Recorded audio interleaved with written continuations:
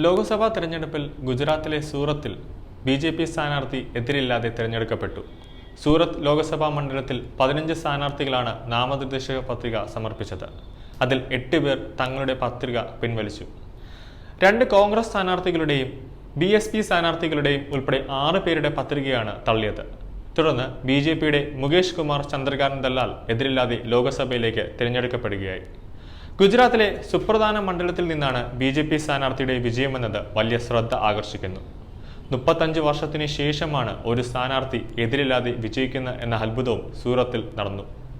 May 7-നാണ് ഇവിടുത്തെ തിരഞ്ഞെടുപ്പ് നടക്കേണ്ടിയിരുന്നത്. അതിന് 15 ദിവസം മുമ്പേ തിരഞ്ഞെടുപ്പിൽ വിജയിച്ചതായി അധികൃതർ ദല്ലാലിനെ അറിയിച്ചു.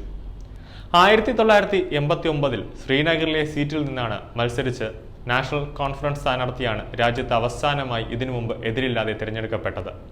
അതിനുശേഷം ഇഞ്ചോടിഞ്ച് പോരാട്ടവും ത്രികോണ മത്സരവുമാണ് സൂറത്തിൽ നാളിതുവരെയായി നടന്നു വന്നത്. ബി.ജെ.പിയുടെ ഒരു സ്ഥാനാർത്ഥി തിരഞ്ഞെടുപ്പിൽ വിജയിക്കുന്നത് ഇതാദ്യമാണ്. അതുപോലെ തന്നെ ഇതൊരു മഹാചരിത്രം കൂടിയാണ്. 1977 വരെ കോൺഗ്രസിന്റെ 22 സ്ഥാനാർത്ഥികളാണ് എതിരില്ലാതെ തിരഞ്ഞെടുക്കപ്പെട്ടത്. ബഹുജൻ റിപ്പബ്ലിക് സോഷ്യലിസ്റ്റ് പാർട്ടിയുടെ വിജയ് ലോഹർ, ലോക് പാർട്ടിയുടെ സൊഹൈൽ ഷേഖ്, ഗ്ലോബൽ റിപ്പബ്ലിക് പാർട്ടിയുടെ ജയ്ഭായ് മെവാർ, സർദാർ വല്ലഭായ് പട്ടേൽ പാർട്ടിയുടെ അബ്ദുള്ള ഹമീദ് എന്നിവരും സൂറത്ത് മണ്ഡലത്തിൽ പത്രിക സമർപ്പിച്ചിരുന്നു.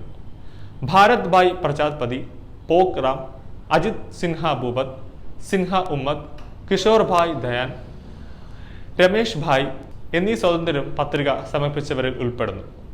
ബി.എസ്.പി. സ്ഥാനാർത്ഥികളായ പർമാർ നരേഷ് ഭായ്, പ്യാരാലാൽ ഭാരതി, കോൺഗ്രസ് സ്ഥാനാർത്ഥികളായ സുരേഷ് ഭായ്, പത്സല കുംഭാനി, നിലേഷ് ഭായ് എന്നിവരും പത്രിക സമർപ്പിച്ചിരുന്നു. ദല്ലാലിനെ കൂടാതെ ബി.ജെ.പിക്ക് വേണ്ടി കച്ചടി ജനക് കുമാറും പത്രിക നൽകിയിരുന്നു.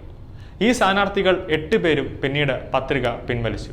അതിൽ 4 സ്വതന്ത്രരും ബി.എസ്.പിയുടെ പ്യാരാലാൽ ഭാരതിയും സർദാർ വല്ലഭായ് പട്ടേൽ പാർട്ടിയുടെ ലോക് പാർട്ടിയുടെയും ഗ്ലോബൽ റിപ്പബ്ലിക് പാർട്ടിയുടെയും സ്ഥാനാർത്ഥികളും ഉൾപ്പെടുന്നു.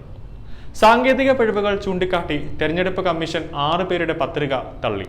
അതിൽ കോൺഗ്രസ് സ്ഥാനാർത്ഥിയും കോൺഗ്രസിന്റെ തന്നെ ഡമ്മി സ്ഥാനാർത്ഥിയും ഉൾപ്പെടുന്നു.